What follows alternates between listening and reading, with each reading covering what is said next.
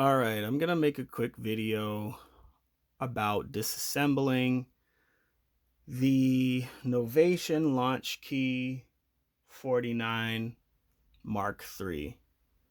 I imagine this probably applies to some of the larger Launchkey Mark IIIs as well. I'm making this because I haven't seen anything online showing how to disassemble this particular keyboard. Um, and it's really important because taking it apart is the doozy. This thing is booby trapped on purpose. I feel like Novation made it so that you would break the keyboard if you tried to open it on your own. And I didn't break it, but I messed it up a little bit. It's gonna decrease. It's gonna devalue the. It's gonna take the resale value down a little bit, but it shouldn't affect the functionality of the keyboard. So this was the first booby trap that I discovered.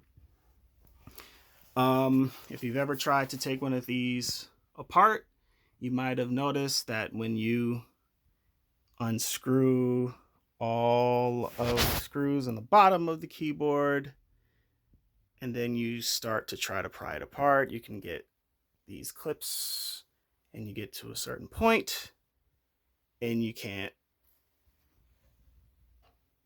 detach the clips anymore. Well, the reason why that is because there's this booby trap right here that you wouldn't have noticed. So if you're looking at this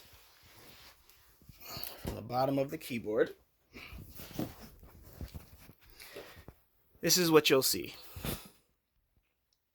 All right, there's a little zoom for you and everything. So you take all the screws out.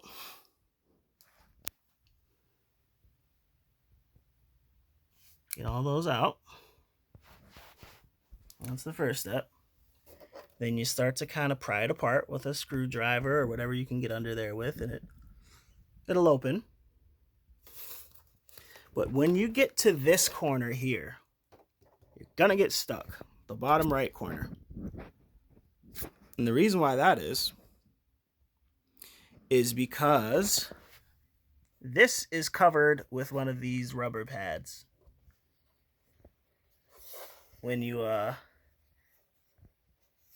get the thing, this has a pad there. I took it off because after I really damaged my frame here trying to get it apart, I saw this little thing sticking out here, and I'm like, they didn't do that. They wouldn't have done that. And sure enough, they did. They put this completely unnecessary screw here just as a nice booby trap. So when you finally get that apart,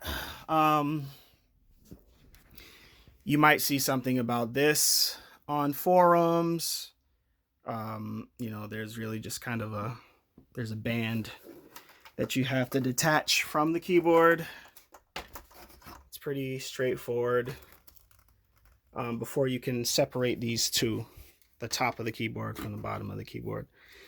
So you just have to detach that. That's not a booby trap. That's pretty straightforward. The second booby trap that I found, by the way, I'll put this in the description so that it's a little more straightforward. But the reason why I'm opening this in the first place is not just for my health or out of my curiosity. I'm opening it because my C1 pad is stuck. I bought this used. At this point, the Launchkey Mark III is probably like 3-4 years old. And these things accumulate dust over time. And I just finished cleaning this. I wanted to start filming while I was cleaning, but I really needed both of my hands. At this point, I'm about to close it all up. But I opened this because one of my C1 button got stuck. One of my buttons got stuck. This would apply if you've got a stuck button as well. After you open this up, you get the top. You're going to have this on the top, I believe. I don't remember exactly where this goes, but you're going to have something on the top. Yeah, it goes like this. Something like that. It's going to be on the top. Yeah, it goes this way. There we go. That's how it is originally. It's going to come like that. You take this off. Unscrew this. No booby traps. The booby trap is here. There's this piece of tape that is intentionally covering a screw, which is very much screwed in. Now it's not. I took it out, but I almost broke this board. Thanks a lot, Novation. But it's hidden under this piece of tape. So after you unscrew all of these screws on the board, you definitely want to look for that booby trap. That's the final one. You unscrew that one, and you're good to go. What you do, if you've got the problem of your button sticking, you remove this. What I did, I kind of just, this is very easy to take apart. You kind of just, you pull this little black piece that way, and then you just pull the ribbon out. It comes right out. You could do that here too, but I wanted to keep these two together to make the reassembly easier. And so I just took that screw out, took all these screws out, took this board up, and then you'll see a bunch of dirt in your silicone pads on the inside of them, which I hope is what was causing the key to stick. When I opened this up for the first time, the inside of my pads, all 16 of them were clean, except for the C1. There were 2 little pieces of, dirt in them. And so I just cleaned that out. You don't want to use Q-tips when you're cleaning out the silicone pads. They're very dust magnety, very dust magnety. So what I did is I just got a clean, it was clean when I got it, microfiber towel, put some alcohol on it. I took the pads out eventually because I was trying to clean it with the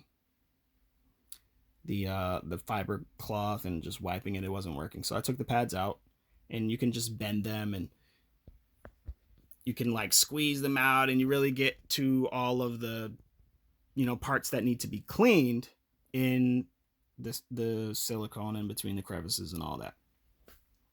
Just wipe it down until everything's clean, put it back, and then you turn this back over. I'm hoping that will solve the problem. I haven't reassembled everything yet, but I wanted to make this quick video just to let you guys know how to disassemble your Launchkey 49 or 50, whatever, or the bigger ones, the Mark III ones though. Those are the booby traps that I found, and hopefully this helps someone out there. Take care.